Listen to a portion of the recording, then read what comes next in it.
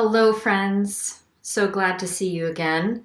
I'm inside today, seeing that the air quality is pretty terrible right now. Trying something different.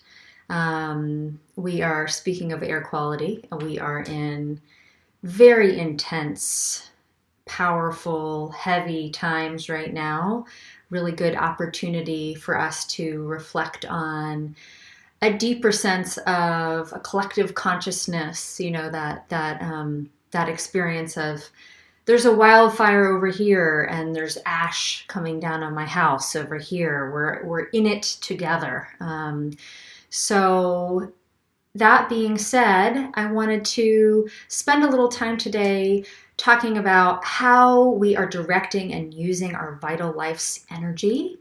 And I wanted to give a personal exercise that I use frequently that is helpful in aligning our intention around working from a place of sufficiency instead of scarcity. How can we fill up our inner pot of feeling like we have enough? The same idea that I've introduced before, this sense of feeling at home within ourselves. It is all okay as it is in this present moment. So before we delve into that, I just wanted to introduce a couple ideas.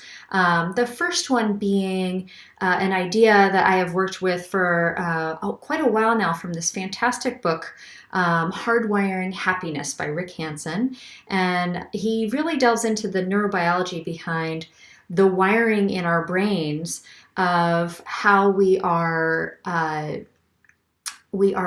Velcro to our negative experiences and Teflon to our positive experiences in life. So to give you an example, you walk out of your house and you see this fantastic rainbow in front of you and you think, oh my gosh, it was so beautiful. And then I'm going to get into my car. And so you spend maybe 3 to 5 seconds soaking that in, and then you hop in your car and someone cuts you off. And you spend the next 20 minutes thinking about, did I honk my horn loud enough? And who was in the wrong? And just getting all riled up about it. Isn't it funny how we work? We don't allow ourselves, we have this programming within us to want to biologically, for survival reasons and protective reasons, we want to make sure that we really pay attention to the dangers out there. And so we're really hardwired to spend a lot of time soaking in the negative or the more challenging or threatening or difficult areas of our life versus soaking in the positive aspects of our experience, the beauty, the joy, the love. And the whole premise of Rick Hanson's book is how can we spend a little more time soaking in that goodness, that beauty, our joyful experiences in life. So that being said, how are we using our energies at this really important transformational time in history? So what are you doing with your life energy on a daily basis? How are you using it to benefit yourself and others? How are you in alignment with how we're all being called to step up right now? So that being said, it's an opportunity to ask ourselves every day, how are we with our speech, with our actions, with our life's work and purpose? How are we in alignment with all this? So my technique for you is to visualize that you've got this lovely big pot in front of you. And, every day we have a choice with how we're filling that pot. So I'm a practicing acupuncturist, and I'll just give you a personal example. Right now, beginning of September, changes in schedules, beginning of school, people are falling off of the schedule, lots of cancellations and upheaval, which is very common for this time of year. So, instead of focusing and filling my pot with the frustrations around, schedule changes, I'm filling my pot with like, this person I just worked with is so beautiful and fantastic, and I just love being with them and working with them. And I've got all these other fantastic, beautiful people that I'm getting to engage with on a regular daily basis.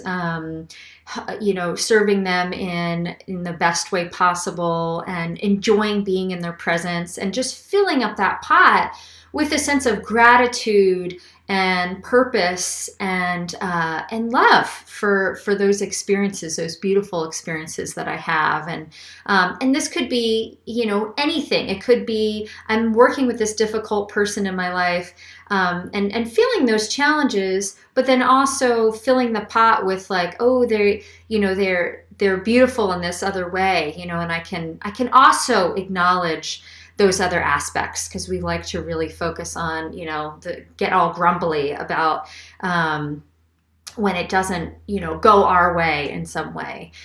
So this really, to me, brings up the Buddhist idea of having a hungry ghost mentality. So when we have a hungry ghost mentality, the image that's used is this being that has a huge empty belly and a tiny little neck and a tiny little mouth with a big head.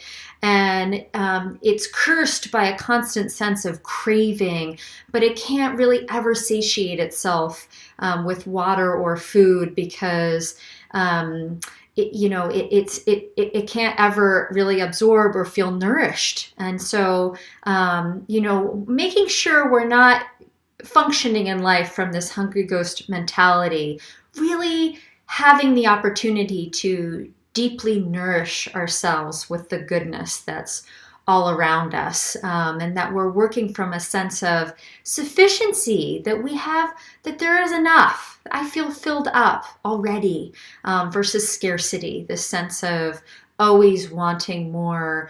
And this could be in so many dimensions, and it's so slippery and tricky the way that it slips into our lives.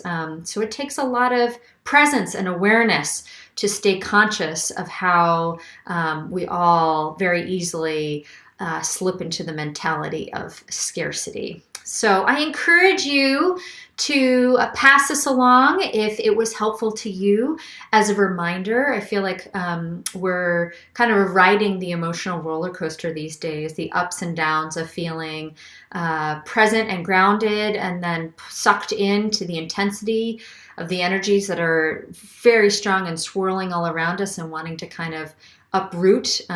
So we all need practices and support and help in anything that allows us to remember our luminous selves. So I hope that today you are able to feel the sufficiency, the beauty all around you.